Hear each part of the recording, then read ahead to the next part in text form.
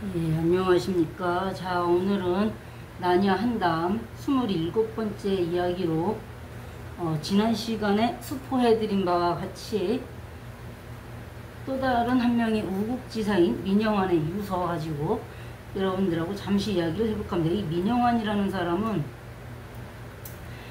대한제국에서 육군부장, 시종무관장 뭐 이런 배설을 지낸 민영환이 을사늑약 체결과 일제침략의 비분관계에서 1905년 11월 30일 자결하기 직전에 우리 조선제국의 인민들에게 남긴 유서이다 이렇게 되어 있는데요. 이 민영환이라는 사람이 누구냐? 여러분들 너무 잘 아시는 고종비, 민비라고도 하고 명성황후라고도 하는 그 민비의 조카입니다. 그러니까 민씨 척족의 아주 그냥 길이나 같은 사람이었고, 나중에 뒤에도 나올 수도 있는데, 그 유럽을 포함해서 미국과 유럽을 고종 황제의 명령으로 황제의 정권 특사로 6개월에 걸쳐서 한 바퀴 돌았던, 그러니까 지금 우리도 왜 대통령이 바뀌고 이러면은 뭐 미국이라든지 유럽 이런 데로 특사들 보내듯이 그렇게 가는데, 그냥 특사가 아니라 전권 대사라는, 그러니까 특사보다도 더 급이 높은 그 전권을 위임받아서 가는 그런 대사로 갔을 정도로 고종 황제나 명성황후에게 굉장히 아낌을 받던 그런 사람이라는 그런 그 내용을 여시면 좋을 것 같고요. 1905년 11월에 대한제국의 외교권을 박탈하는 을사늑약이 강제로 체결됐습니다. 자, 여기서 왜 을사늑약이라고 하냐? 우리 저 어렸을 때만 해도 국사교과서에 보면 을사조약으로 돼 있었는데 왜 이거 을사늑약이라고 부르느냐? 조약이라고 안 하고, 고종 황제의 직인, 옥새가 없어요. 일본 천황의 옥새도 없어요, 거기.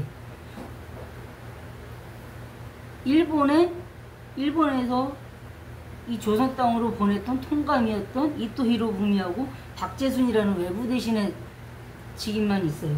그럼 국가 간의 조약이라고 하려면은 그 군주들, 지금으로 따지면 대통령의 사인이 있어야 되는데 대통령 사인은 없고 밑에 외교부장관 사인으로 했다? 그건 조약 아니죠. 그 을사늑약이라고 부르는 게 맞고요. 그래서 이 을사늑약에 동조했던 5사람을 을사년 오적이라고 해서 나라의 적 5명이라고 불렀는데, 그들을 비판하는 성서가 빗발치게 되었고, 민영환도 그랬고 조병세 등하고 같이 을사오적을 처단하라는 그런 성서까지도 올리고 했는데, 일단 정부에서 힘이 없기 때문에 이런 호소가 받아들여지지 않았고, 오히려 고종 황제는 민영환을 비롯한 관료들 모두 구속하라는 명령을 내리기까지 했다 하는데, 고종으로서도 어쩔 수가 없죠. 안 그러면 자기가 죽으니까. 자, 가슴 아픈 우리 그 근현대사라고 해야 되나 그런 부분인데, 그래서 이 민영환이 아까 시종무관장이라고 그래서 외교도 했지만 군인 출신이기 때문에 가지고 있던 칼로 2차례 자신의 목을 찔러 자결을 단행했다 라고 하는데, 이 자결하기 직전에 유서를 써서 남겼다라고 하는데, 그 유서의 내용에 대해서 그냥 오늘은 첫 시간이니까 해제식으로, 아주 개론식으로 조금만 말씀을 드리면, 그 당시 대한제국의 노인 상황에 대해서 이야기하고 있습니다. 그리고 을사늑약 전후의 국가적인 위기에 대해서 나라의 수치와 백성의 욕됨으로 표현하고 있고요. 제국주의의 침략이라는 세계정세, 그러니까 어떤 미국도 사실 알고 보면 그랬고, 뭐 영국이나 스페인 이런 데에서 식민지를 개발하는 것 자체가 제국주의라고 볼 수 있는데, 그 제국주의 침략이라는 그런 세계정세 속에서 대한제국의 백성들이 이 생존 경쟁의 와중에서 정신 안 차리면 모두 다 없어진다. 그러니까 이게 우리 국민 모두가 다 죽어 나갈 수도 있다라는 그 애끓는 그런 마음으로 내용을 쓰셨고요. 그 다음에 본인이 자결하는 이유를 밝히는데, 황혼에 보답하고, 즉 황제의 은혜에 보답하고, 이 대한제국의 동포 형제들에게 사죄하기 위함이라고 해서 이게 불언가 그런데 노블리스 오블리제 우리 얘기 많이 하잖아요. 귀족이나 어떤 왕족들이 나라가 망해가거나 할 때 끝까지 그 나라를 붙들고 끝까지 그 우국 충정으로 가는 거, 내지는 뭐 귀족이 귀족답게 어떤 자기 그 권위를 끝까지 지키기 위해서 자기 목숨까지 거는 거, 그런 걸 보여주는데, 그러고 나서 이 유서의 마지막 내용에 동포들에게 바라는 점을 명기하고 있습니다. 그러니까 우리 동포들이 안 망하려면, 안 죽고 안 망하려면 이렇게 해줬으면 좋겠다라는 거를 이야기하면서, 저승에서라도 우리 동포들을 도울 것이니 동포 형제들은 학문에 힘쓰고 단결하여 자유 독립을 회복한다면 나는 지금 이렇게 자결해서 저승 가겠지만 저승에서라도 웃을 수 있겠다, 이런 식으로 이제 끝을 내거든요. 그래서 대한매일신보라는 그 당시 신문이 이 민영환의 유서 내용을 경고 한국인민 유서라는 제목으로 사설 비슷하게 이렇게 내보냈는데, 이 당시에 민영환이나 앞 시간에 다뤘던 장지연의 시일야 방송되고 요런 거를 자기 신문에 사설이나 뭐 일면기사 이런 걸로 올린다?